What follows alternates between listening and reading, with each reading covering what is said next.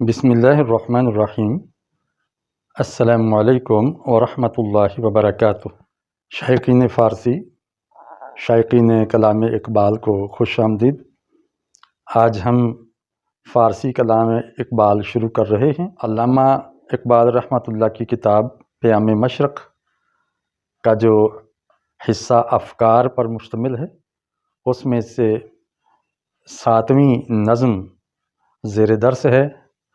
پہلا بند آج ہم سیکھیں گے، اس بند کا تلفظ بھی کریں گے اور ایک ایک لفظ کا معنی کریں گے انشاءاللہ، اور اس کی تشریح ہوگی، اور اس بند کا پیغام بھی ہم لیں گے۔ تو شروع کرتے ہیں۔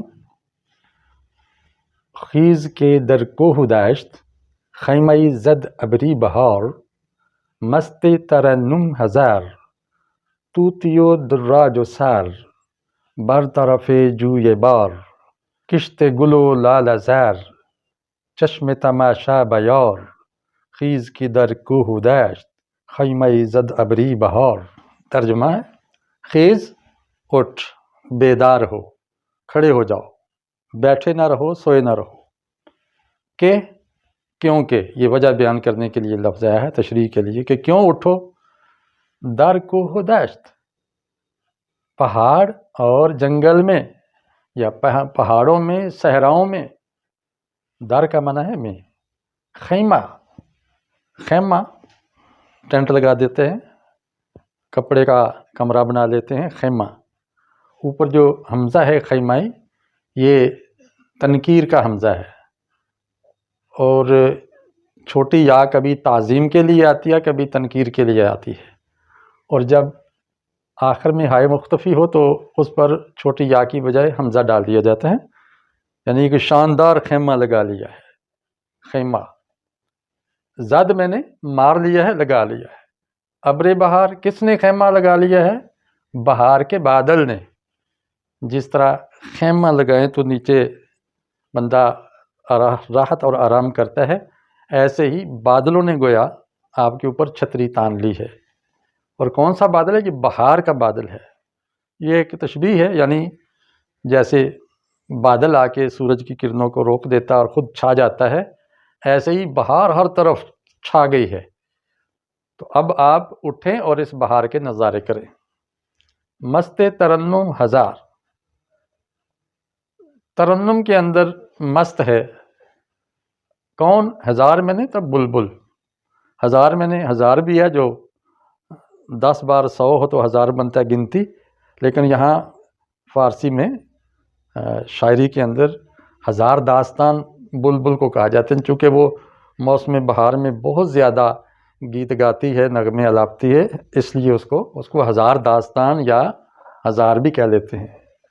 طوطی، طوطا، دراج کہتے ہیں مینا کو۔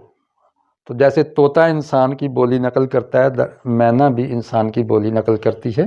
یہ چھوٹا سا پرندہ ہوتا ہے جس کو لالی بھی ہم اپنی زبان میں کہتے ہیں، اور سار بھی سیاہ رنگ کا ایک پرندہ ہے۔ تو یہ سارے پرندے، بلبل، طوطا، مینا، اور جو تیتر یا تلیر بھی بولتے ہیں، دراج کا معنی بھی بعض لوگ تلیر کرتے ہیں یا تیتر کہتے ہیں۔ تو بہرحال یہ سارے پرندے جو ہیں نا، وہ نغمے الاپ رہے ہیں۔ کہاں؟ برطرف جوی بار، ندی کے کنارے پر۔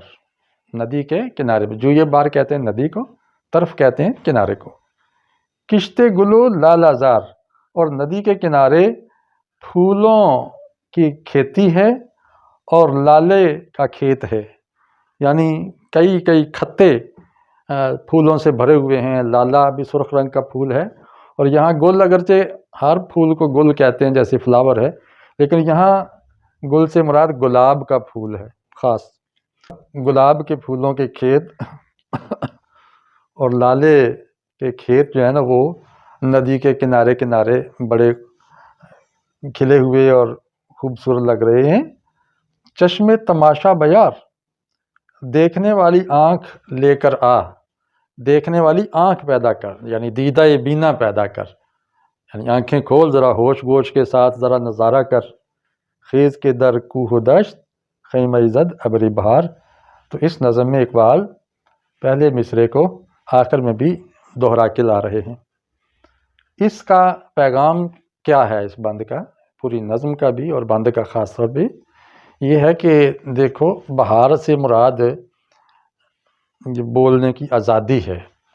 تو آزادی کی تحریکیں چل رہی تھیں، برطانیہ رخصت ہو رہا تھا اور اس کی حکومت کا جو پنجہ ہے وہ ڈھیلا پڑ رہا تھا دنیا سے، اس لیے مختلف ریاستیں آزاد ہو رہی تھیں۔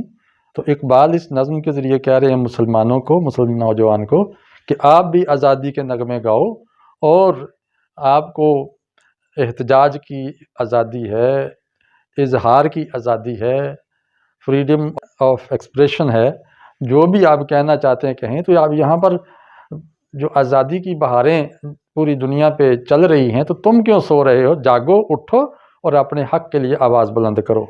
تو ہر بندہ اپنے حساب سے معنی لیتا ہے، شاعر کے کلام میں تو کئی جہتیں ہوتی ہیں سوچ بچار کی، تو جو بندہ جس میدان کا ہو تو اس کو اسی طرح کا اس میں سے سبق ملتا ہے۔ اب یہاں میں نے الفاظ کی بھی کچھ تشریح کر دی ہے، یہاں کچھ افعال اس کے اندر آئے ہیں، اس کی میں خاص طور پہ تشریح کرتا ہوں۔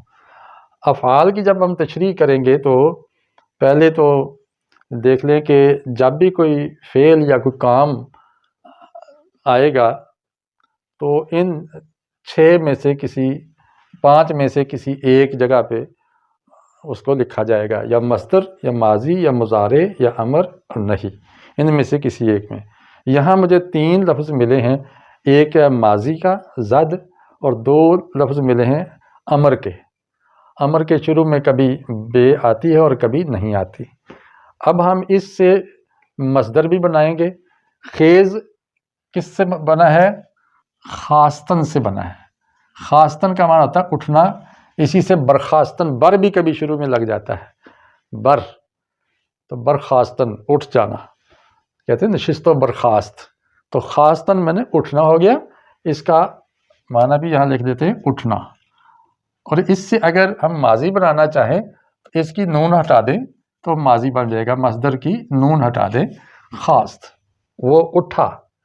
اور اس کا مضارع اس کے کسی خاص قاعدے سے نہیں بنتا، اس کا مضارع ہے خیزد۔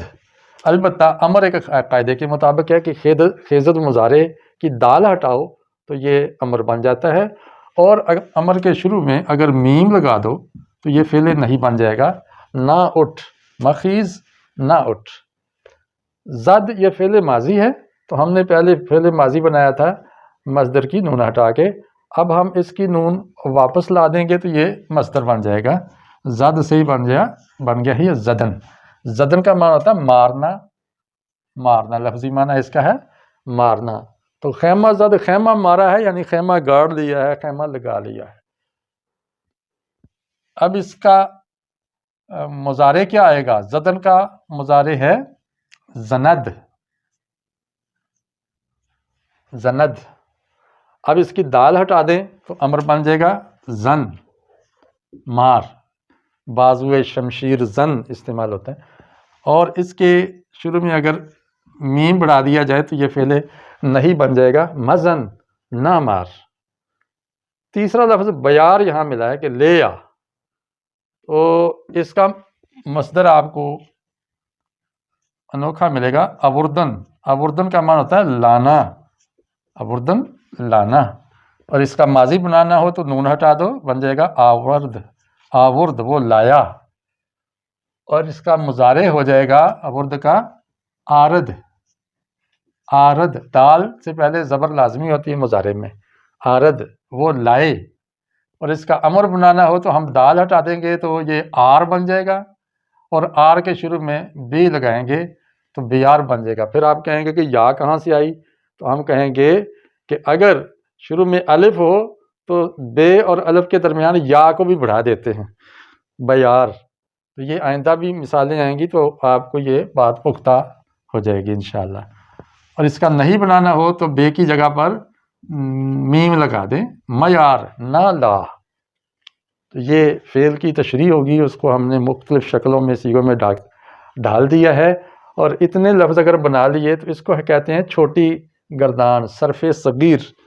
عربی اصطلاح میں صرف صغیر یہ چھوٹی گردان ہے، اس کو ہم بڑی گردان کر سکتے ہیں اگر حاضر غائب متکلم واحد جمع کے سیغے بنا دیں تو اسی کے آگے 6 سیغے اس کے 6 اس کے 6 اس کے بن جاتے ہیں، اسی طرح یعنی کہ تو یہ پھر بڑی گردان ہو جائے گی۔